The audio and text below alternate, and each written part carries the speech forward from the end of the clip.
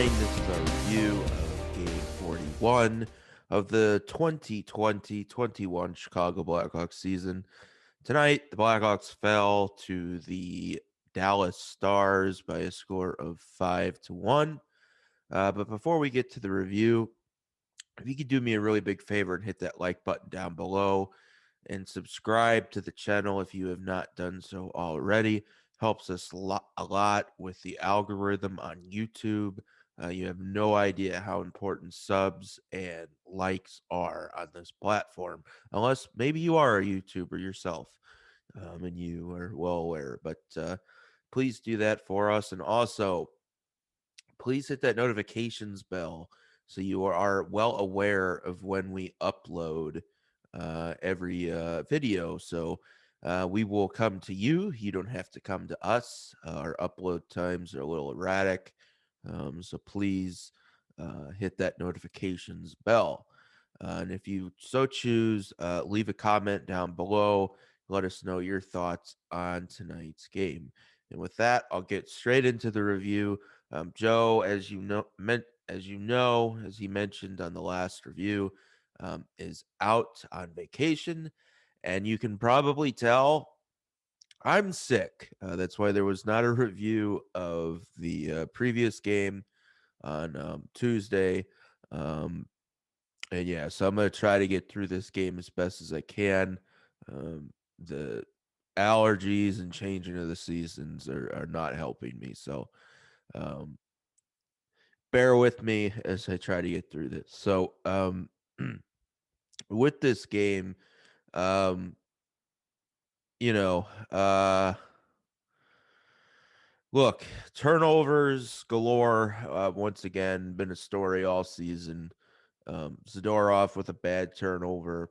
Duncan Keith had about 2 bad turnovers. Just horrible play after horrible play. Offense can't score to save its life. Blackhawks had 3 power plays. They didn't score on the power play. And, as we've said, when they don't score on the power play, they don't win. They've got to be able to score on the power play. And that is just something they did not do. And when that doesn't happen, they typically don't win the game. And here we are. They don't win. Um, I thought Kalinuk played well again. He's been getting consistent playing minutes. We're seeing why. We're seeing why he was a top rated prospect. Um, great to see him continue to play. Sorry, guys. Vinnie Hinostroza is continuing to produce since he was reacquired. Uh, Assisted on the lone Blackhawks goal scored by Dominik Kubalik. Um, I'm maybe very interested to see if Kubalik can continue to play as he is. Um, or not Kubalik, I'm sorry. The Kubalik Hinostroza chemistry. If this continues, I'll be very curious because I was under the impression that Hinostroza was just brought in to kind of fill a roster spot, and he is an unrestricted free agent at the end of this season. So it'll be interesting to see if this chemistry continues, if the Blackhawks maybe bring him back on another 1-year contract for next season. But before getting into that, I guess um, the Blackhawks are going to have some decisions to make. I feel because if you look at the trade that happened today, the Blackhawks sent Lucas Wallmark and Lucas Carlson to the Florida Panthers for Riley Stillman, Brett Connolly, and Henrik Borgstrom. And Henrik Borgstrom figures to be a part of the team next year, according to Stan Bowman. So that'll be curious to see. He does need to be protected in the expansion draft, which I think likely exposes David Camp at this point.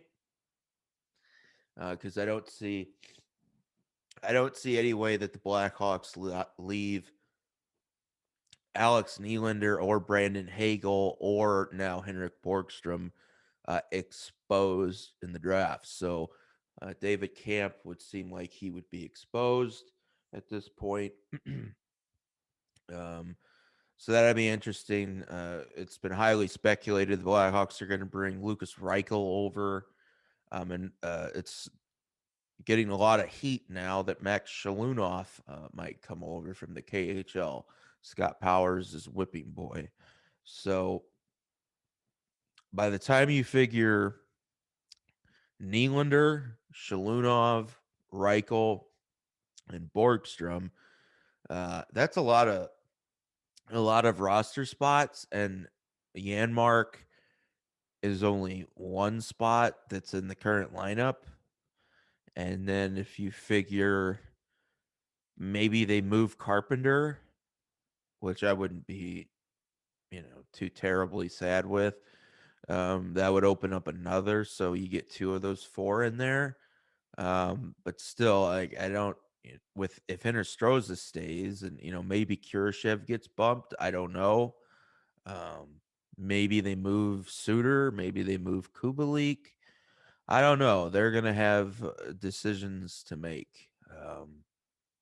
I don't think moving Kubalik for a first round pick would be the worst thing either, especially if it's for a 2022 draft pick. I think that would actually probably make a lot of sense. I if I were Chicago and Stan Bowman, I think I'd be looking at moving both Kubalik and Murphy to try to acquire first round picks. I think both of them would probably net you a first round pick. And I think with that 2022 draft, I think you can really bolster your offense with first round picks in that 2022 draft. Um, so that's something I think they should be looking into. But we'll see. I mean, we'll see what they do. Um, yeah, and look, at this point, they don't need to be acquiring any more defensemen. They need to be moving on from defensemen. You saw that with Lucas Carlson.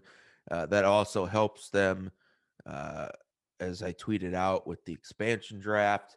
I think it almost guarantees at this point that Calvin DeHaan will be the expansion draft casualty. So that will be good. Um, and we can kind of see where they go from there. With that, guys, like I said, I am not feeling well. You can probably tell. You probably don't even want to listen to me. It sounds so horrible.